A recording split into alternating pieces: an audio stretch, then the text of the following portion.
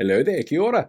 This week, we've heard more noise coming from the government around Wellington City Council and some nebulous will they, won't they questions from the media about if the government's going to step in. The fact is, though, that the government actually doing anything would be a major overreach at this stage for a number of reasons.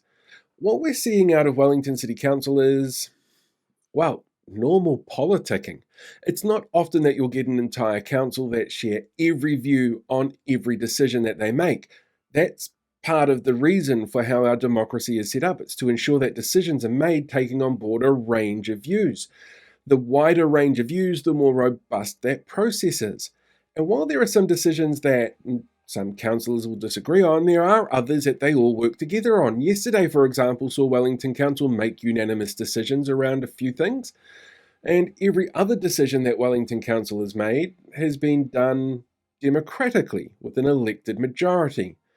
Just because some councillors don't agree and are often in the minority of votes, so they make public calls to bring in the commissioners, doesn't actually reflect on the ability of the elected body to do its job. It just makes those repeat whining offenders look bitter that the majority of voters in the city didn't see fit to elect people who share their specific values. And this happens in almost every city and every local authority in the country. So it's not like Tauranga in 2021 when stalemates effectively stopped the council from being able to do its role before the mayor asked for commissioners. And it's not like 2010 when Environment Canterbury had commissioners put in place after the Creech report, which was initially instigated by local mayors in Canterbury finding ECAN impossible to work with. One of those decisions, though, where WCC members didn't agree on was around the sale of airport shares. It's not the first time this debate has appeared before the council over the years, and every single time it does, it gets highly contentious. People are really passionate about asset sales in this country.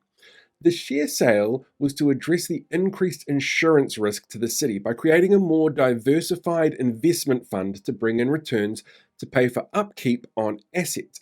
Upkeep that's needed because of the risks of incidents going up because of their age or impacts from climate change on things like potential weather events like we saw in Otago or Auckland, and the fact that the city's built on a major fault line.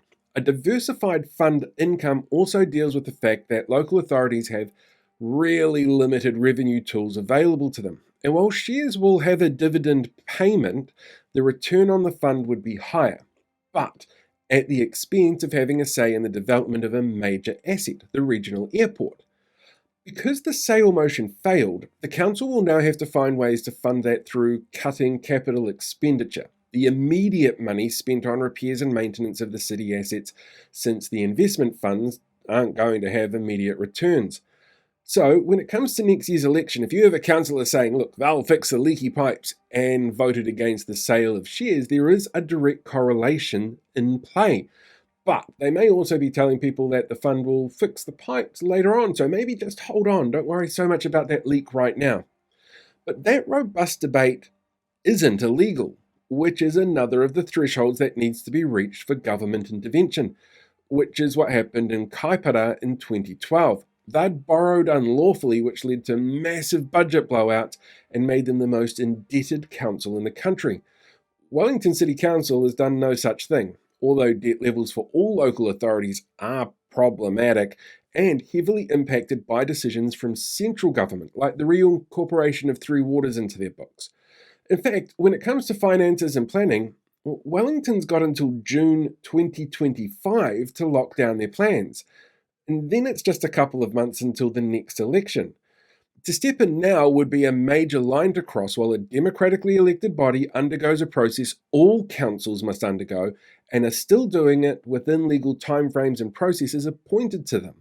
It would be an admission that central government fucked things up by forcing these costs and rehashing decisions already made back to councils and make Simeon look like he's unable to accept, the process or completely ignorant of them that councils already follow. But to be fair, that's also what we've kind of seen out of this government already. Look, based on a few soundbites from disgruntled right-wing councillors amplified through media, there is an impression that Wellington City Council can't do their job. But the reality is, They are a council which voters put in place with a large number of left-leaning personalities. In the city that Parliament's in, a parliament currently controlled by right-wing parties who aren't ideologically on the same page as the city council. So it's an easy target to punch down at because of how disengaged much of the public is with local democracy. And I guess for government it's a welcome reprieve from questions like, who ever said anything about a capital gains tax on KiwiSaver? Why are the budgets so low for school lunches that Nainai College can't find contractors to be able to provide food to school kids? And can you see a link between underfunding primary and emergency healthcare and how that impacts the cover claims ACC is required to pay out on? A few disgruntled councillors on the right and a few opportunistic vague mumblings from Simeon and Nicola Willis talking about an intervention sounds more like cancel culture than what's really needed here. More people being aware of how local governance actually works, more people getting involved with it, and more people being willing to listen to a range of viewpoints instead of just the sound bites that appeal to them.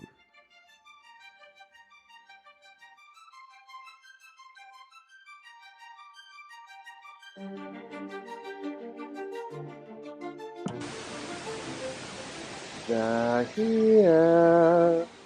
The links to other things that come at the end of YouTube videos. Those ones there, here.